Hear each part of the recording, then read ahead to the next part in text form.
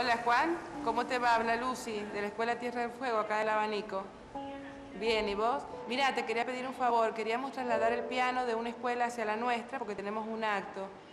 ¿Podrás traerlo en la camioneta y buscar a algunas personas para que te ayuden?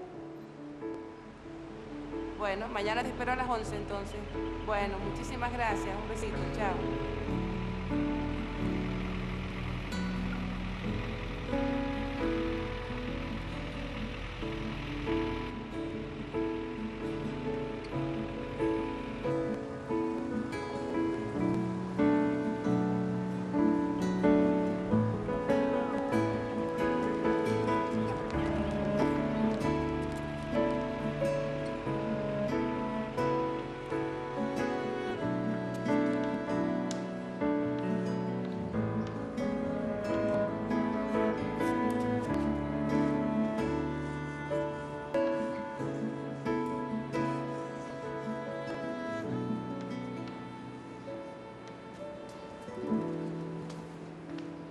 ¿Cuántas veces hemos cantado en la escuela el himno a Sarmiento?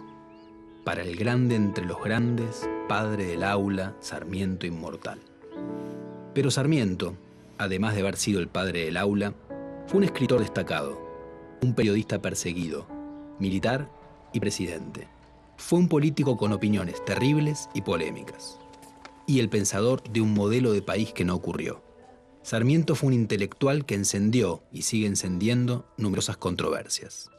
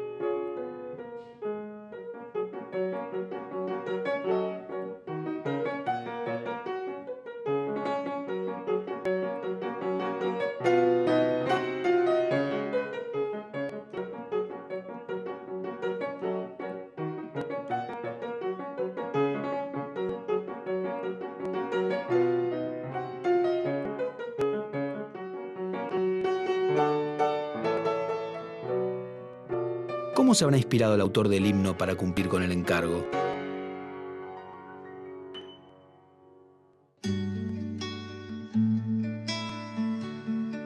¿Cuánto conocería el músico catalán, que llegó a la Argentina en 1887, de la vida y la obra de Sarmiento?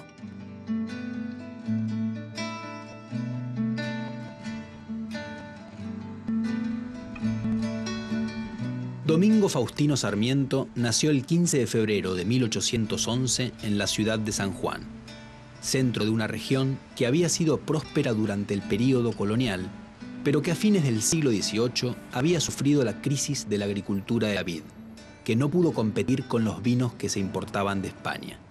Así, cuando Sarmiento llegó al mundo, la ciudad se había empobrecido significativamente.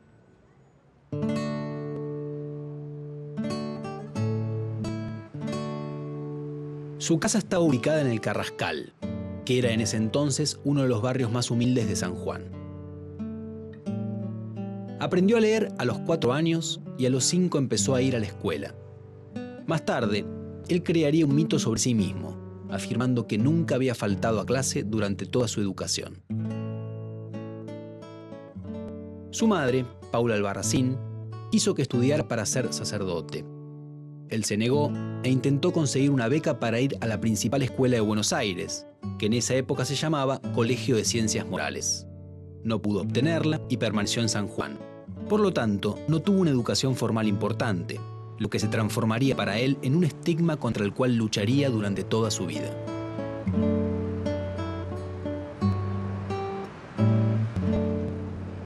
A los 16 años, Sarmiento empezó a participar en los conflictos militares interprovinciales. Se enfrentó a las tropas del ascendente caudillo riojano Facundo Quiroga, y cuando este se apoderó en 1831 de San Juan, Sarmiento se exilió en Chile, donde trabajó como maestro. Se enamoró de una alumna y tuvo con ella una hija, llamada Ana Faustina.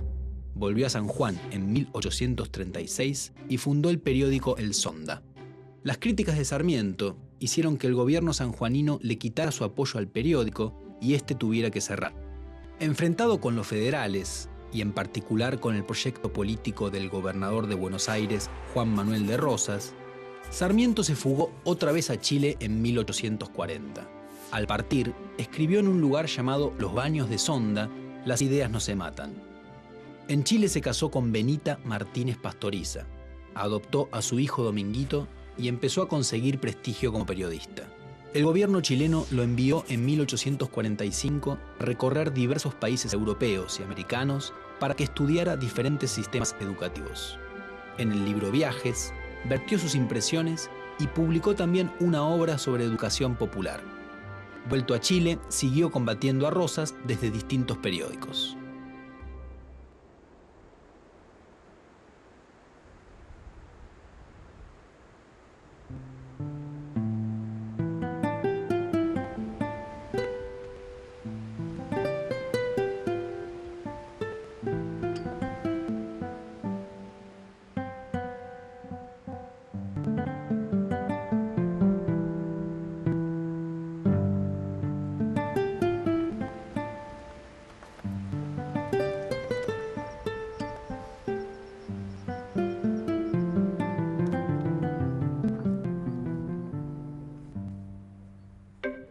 Cuando se organizó la Gran Alianza contra Rosas, Sarmiento se sumó a ella y estuvo en la Batalla de Caseros, que puso fin al régimen rosista en 1852. Sarmiento participó activamente en la agitada vida política de los años que siguieron a ese momento. En 1862 fue elegido gobernador de San Juan, pero renunció a los 2 años por diferencias con el gobierno nacional.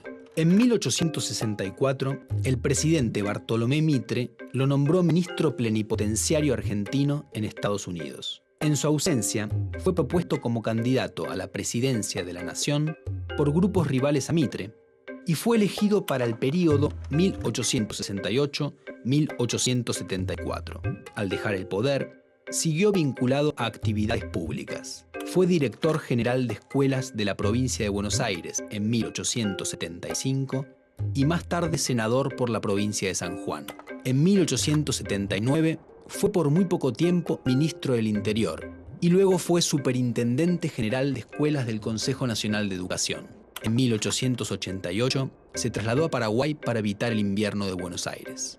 Murió allí el 11 de septiembre.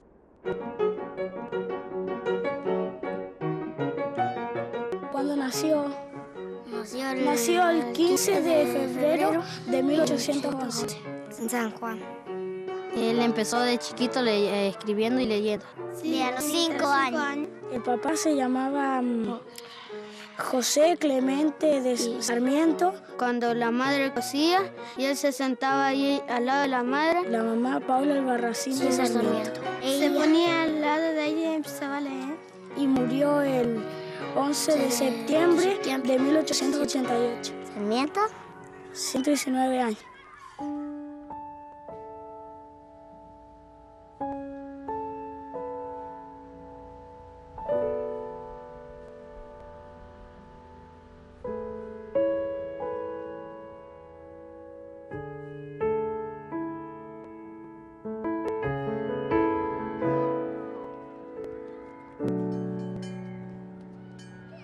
¿Por qué decimos que Sarmiento luchaba con la pluma y la palabra? Peleaba en las luchas, No peleaba con armas, ¿no es cierto? ¿Cuál era el arma? Con la pluma y la palabra. Él tenía la tintera y la pluma, con la puntita de la pluma mojaba y escribía. Perfecto. Y con ese tintero, esa tinta, iba escribiendo. Y así llegó a escribir un solo escrito o hacía muchos escritos. Hasta llegó a fundar ¿qué? A crear ¿qué? El diario El Sonda. Bueno, ahí él, con la pluma y la palabra, crea el diario. Sarmiento se distinguió como intelectual particularmente por la eficacia de su escritura, que produjo muchos efectos en la sociedad rioplatense y también americana.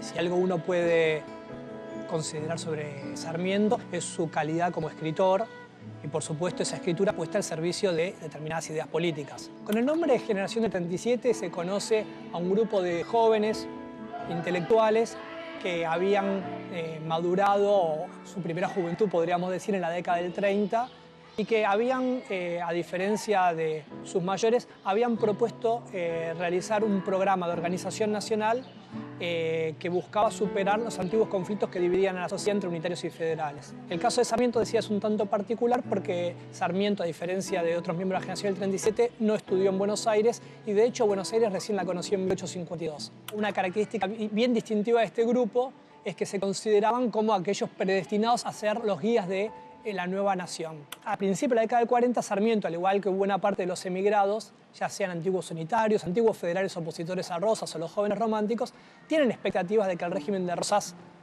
sea derrotado. El rosismo se les presenta como un fenómeno que parece destinado a durar y que hay que tratar de pensarlo, de procesarlo y ver cómo puede ser combatido.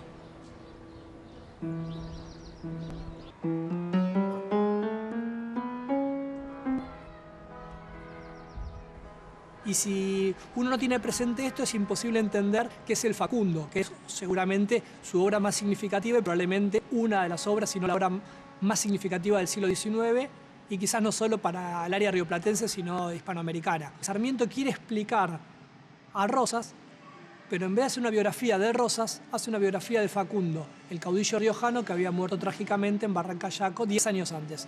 Uno podría preguntarse por qué hace la biografía de Facundo Quiroga y no de Rosas. Hay una razón bastante elemental que tiene que ver con las concepciones de la época y que es que Rosas todavía no había muerto, o sea que su ciclo no se había agotado. Pero hay algo que es mucho más importante aún y que tiene que ver con la concepción que tiene Sarmiento a la hora de explicar cuáles son las razones por las cuales después de la Revolución ni el Río de la Plata ni Hispanoamérica logró encontrar un orden legítimo y estable. Porque acá aparece la hipótesis de Sarmiento que va a ser tan productiva en términos de lo que va a generar, en términos de su capacidad explicativa. No porque esté bien o esté mal, sino porque va a ser muy convincente a la lectura de muchos de quienes siguieron ese libro, tanto en el siglo XIX como en el siglo XX. Y ahí la explicación tiene que ver con la idea de que hay dos fuerzas antagónicas en pugna, la civilización y la barbarie. En este caso lo que él tiene que explicar es la barbarie, que vendría a estar encarnada en una figura paradigmática o arquetípica que es Facundo Quiroga. Rosas, de algún modo, es la síntesis de la civilización y la barbarie con mayor peso, es dicho así mal y pronto, con mayor peso desde la barbarie. Y es algo que resulta inasimilable dentro del esquema de Sarmiento, es algo que no puede terminar de explicar. Una de las características de Sarmiento como escritor que se puede ver ahí es su carácter prolífico. No solo es un gran escritor por la calidad de su prosa, es un gran escritor porque se la pasa escribiendo. A veces uno puede pensar, ¿cómo es un día de Sarmiento? ¿Se levanta? ¿Qué hace? Y escribe, no solo los textos que uno conoce, sino cartas, respuestas a cartas, todo el día está escribiendo. Y esto tiene que ver también con que la escritura es un arma en esa época, un arma de lucha política e ideológica. Fran, la gorra. Perdón.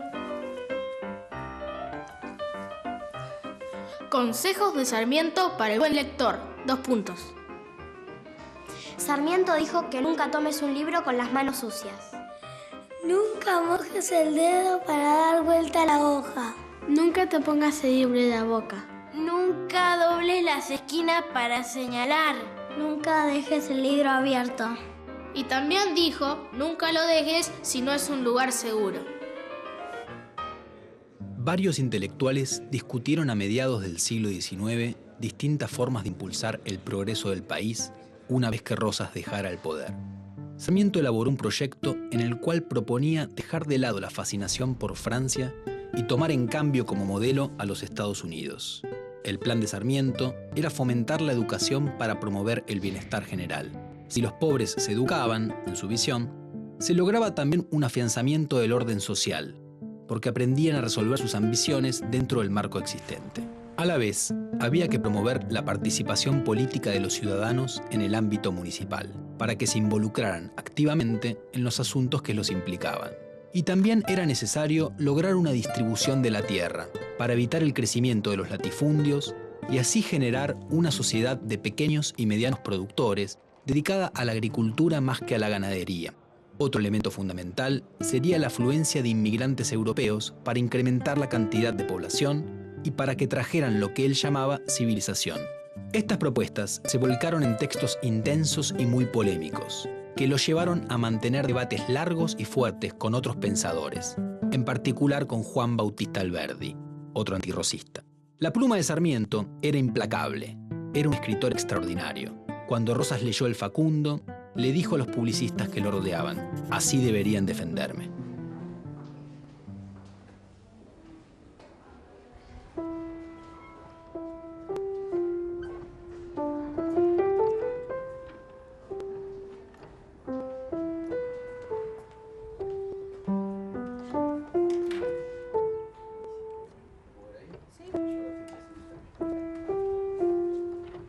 La actuación de Sarmiento dejó huellas en muchos lugares. En el Archivo Histórico de San Juan, ubicado en el centro de la ciudad, se conservan documentos relacionados con su breve etapa de gobernador de esa provincia.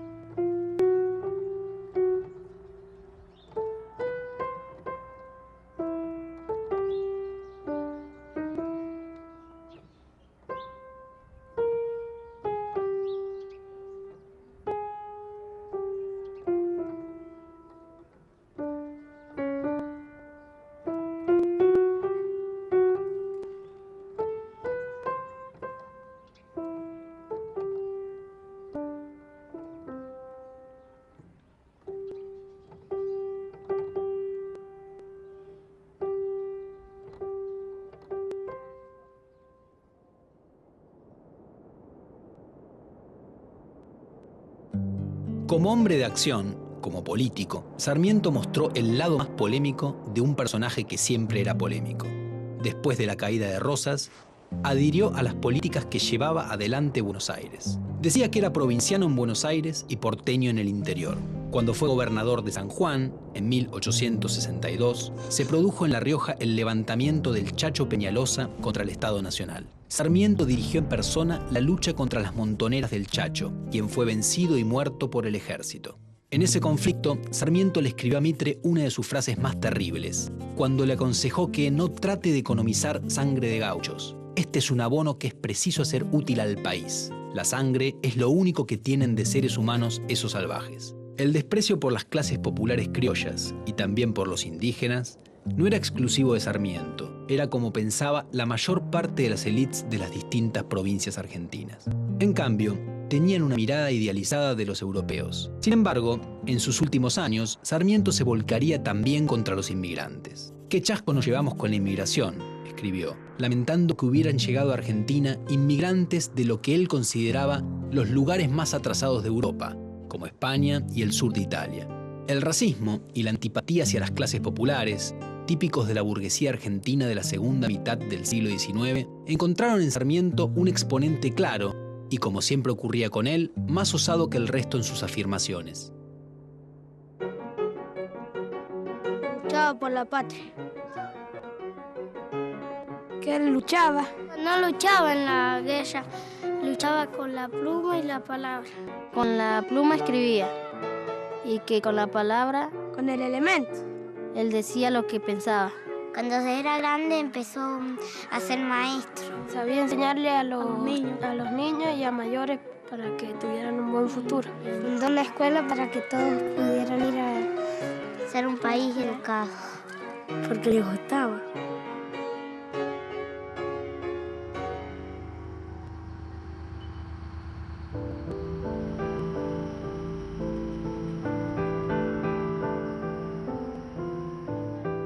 En el delta del Paraná, se encuentra el Museo Casa Domingo Faustino Sarmiento. Ubicado exactamente sobre el río que hoy lleva su nombre. Es una casa que Sarmiento construyó para tener un lugar de retiro durante sus estadías en Buenos Aires. Actualmente la rodea una estructura de vidrio para protegerla de las inclemencias del tiempo.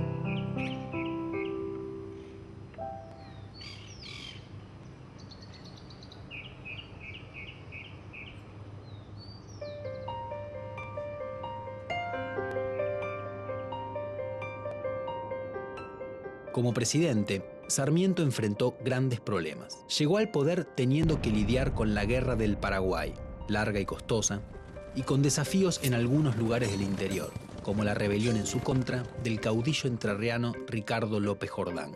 Dos italianos que luego dijeron haber sido contratados por este, intentaron matar a Sarmiento en agosto de 1873. Fue en Buenos Aires. Quisieron dispararle, pero a uno de los atacantes le explotó el trabuco en la mano.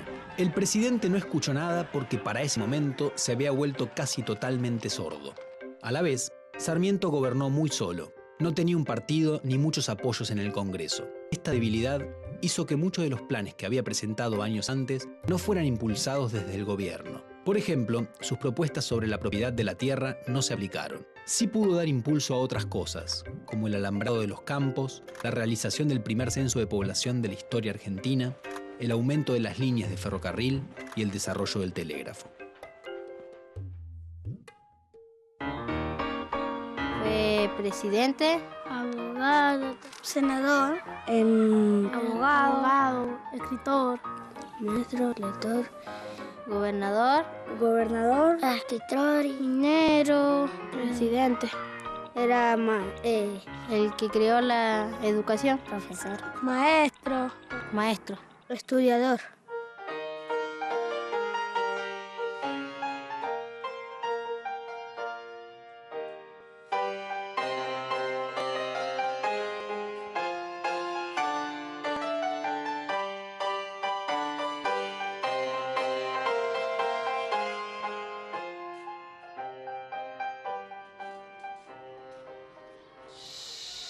Nos vamos a poner la manito en el diafragma. Inspiramos sin subir hombros.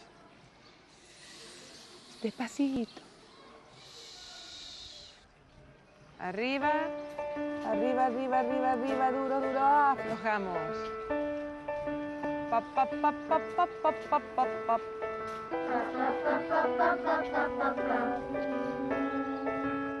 Si el 11 de septiembre es el Día del Maestro, es porque el aspecto educativo de la obra de Sarmiento es el que más efectos tuvo en Argentina.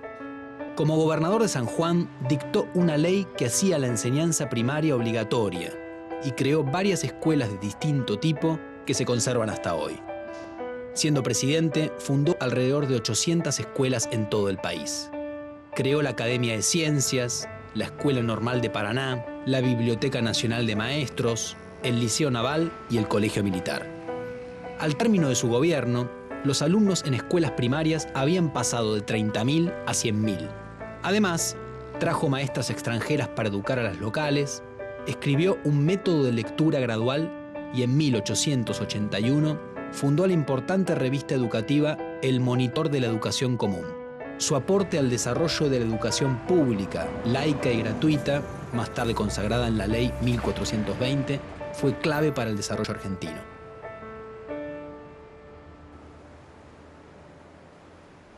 Muchas veces juzgamos a nuestros próceres. Buscamos que sean puros, intachables, magníficos. Personas así no existen ni existieron. Sarmiento despreciaba todo lo popular, de una manera que en la actualidad sería inaceptable, y ayudó a crear un orden que preservaba los intereses y el poder de las élites argentinas. El sistema educativo que él impulsó contribuyó a ese orden. Pero ese sistema educativo permitió a la vez el progreso del país. Se convirtió en una estructura de integración social y nacional. Incluyó a los inmigrantes y a sus hijos, y favoreció la movilidad social ascendente. Algo es indudable. La formación de la Argentina moderna no se entiende sin Sarmiento.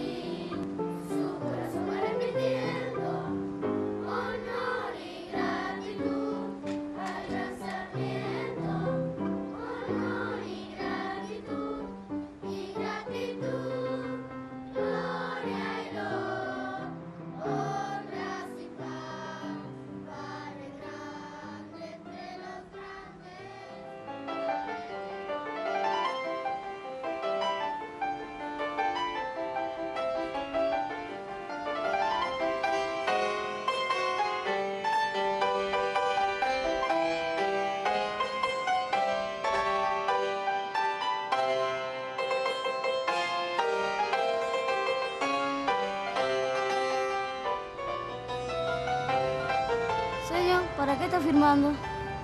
Canal Encuentro. Qué bueno, me encanta el Canal Encuentro.